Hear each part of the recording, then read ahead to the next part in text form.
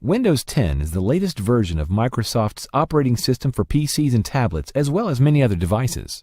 Windows comes pre-installed on most new devices. In this video, we will explore the basics of working with an operating system. We'll use the Windows 10 operating system for examples, but these concepts carry over to other operating systems too. When you start up your Windows 10 device, the first thing that will load is the operating system.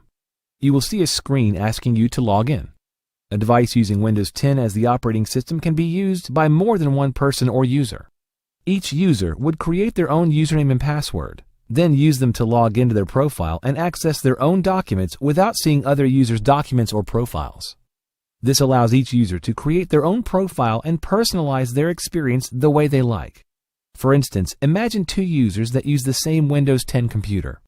One user might want their device language to be English, while the other might like it to be Arabic or another language. This is possible with Windows 10 devices. To log into your device, simply enter the username and password in the designated boxes. If you have set up a personal identification number or PIN when you set up Windows 10, you could use your PIN instead of your password when logging in.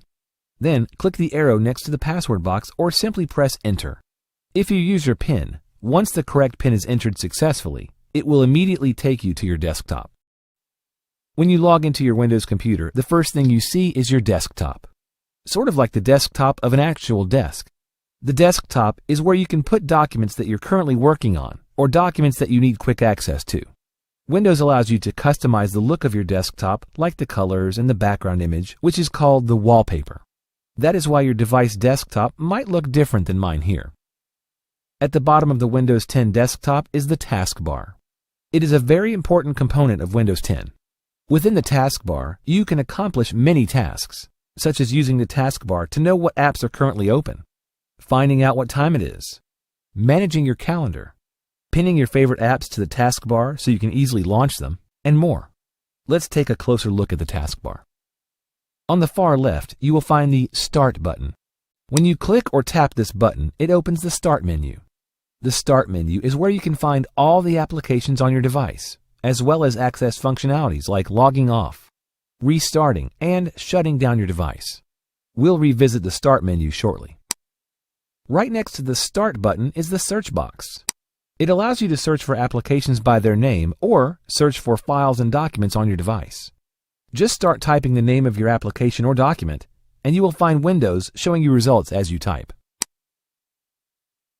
You can also find a small microphone icon at the right end of the search box. This is Cortana. This section of the taskbar has icons for applications that are pinned to the taskbar, as well as software applications that are currently open or running on your device. Running applications will have a visual line under the application icon to indicate that it's currently running. You can customize this section by removing or adding applications as you see fit.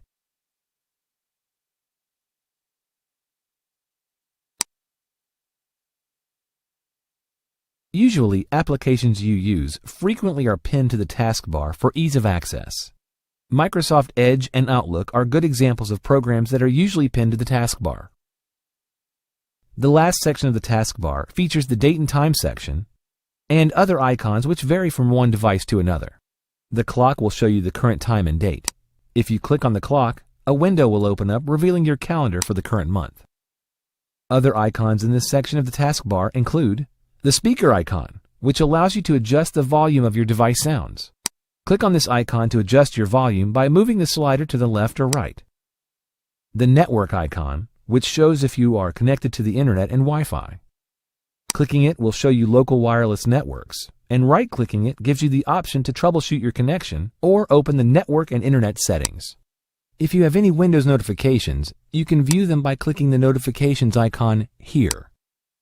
You may also have other icons hidden away here, so they don't clutter up the right side of your taskbar. Click the arrow to view your hidden icons. Let's move back over to the left and explore the Start menu in a little more detail. Clicking the Start button reveals the Start menu. Here, a list of applications is listed on the left side, while on the right you will see an arrangement of tiles.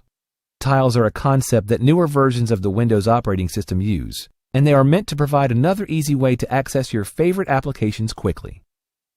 You can rearrange the tiles on your Start menu very easily. To move a tile, click and drag it to the desired location.